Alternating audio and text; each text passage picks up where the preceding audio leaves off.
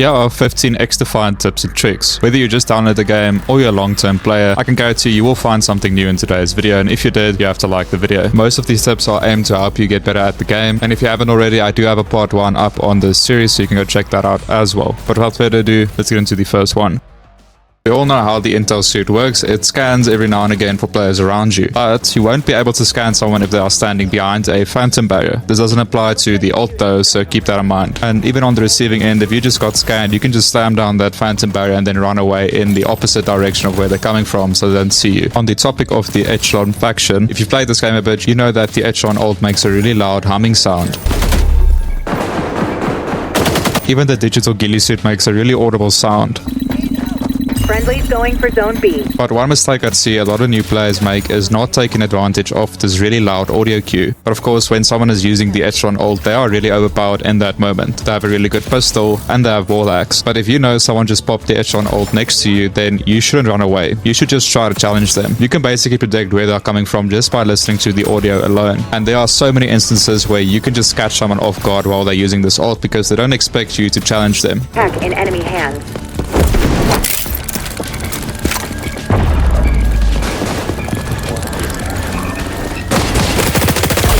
A lot of people have asked me, how do I know someone is there when they had a ghillie suit on? And I just know that because of the audio alone.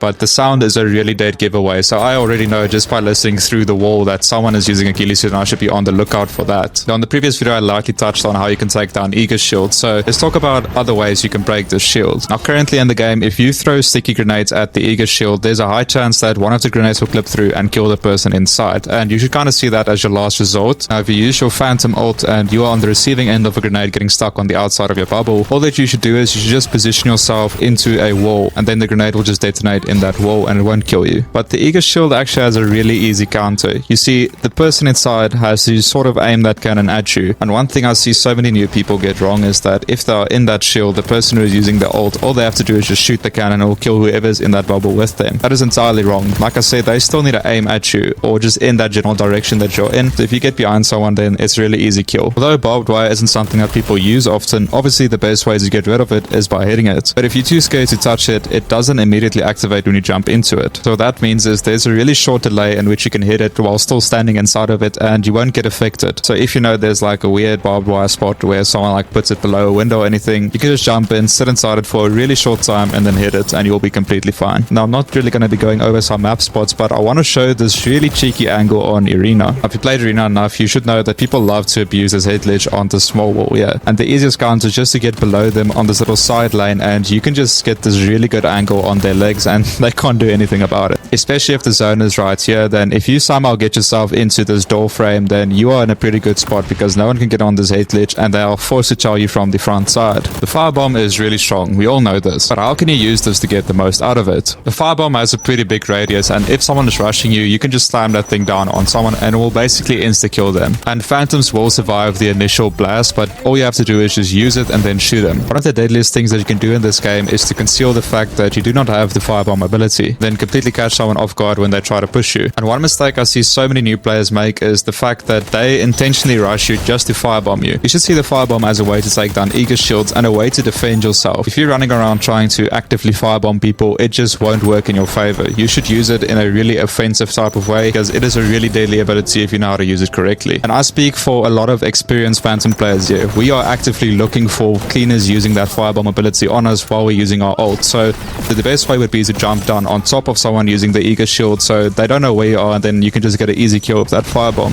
Favorite things to do on the Eager shield is to intentionally cancel it so I can kill someone when they're running away from me. This is a really good strategy to get yourself a free kill, especially when the Eager shield is running out. You should only use this trick when you know you can definitely get a few free kills. Flashbangs in XDEFIANT are really overpowered. If you're familiar with games like CSGO or Valorant, the flashbangs work in a way where if you look away from them, you won't get flashed, and the same applies to it in this game. You can throw a flash in front of someone and then just look away and they will get flashed and you won't. The proper term is called pop flashing. And trust me, flashbangs in this game are really annoying. Now in the previous video I talked about how good EMP grenades are to take down abilities and all that. But flashbangs are the ultimate counter to phantom players. You see, even when you're standing behind a phantom barrier or just in your Aegis shield, you can still get flashed. Yep, you did hear that correctly. You can just throw a flashbang into an Aegis shield and the person inside can't do anything about it because they will probably be blind. Now believe it or not, a lot of people don't know that you can actually cook frag grenades in this game, and yes, it is really powerful to use still. Timing on this grenade is completely up to you, but how I like to do it is I like to wait until the second tick is about to turn into the third tick, and then you still have quite a bit of distance that you can throw it and it will explode instantly in someone's face. Now back when I played Rainbow Six Siege, a friend told me this one technique and I still use it till this day, especially in XDEFIANT. It works really well against experienced players too, so if you're a new player and you want to get better at the game, then you should listen up. I'm not going to be talking about centering, but what you should know is a lot of good players make use of proper centering,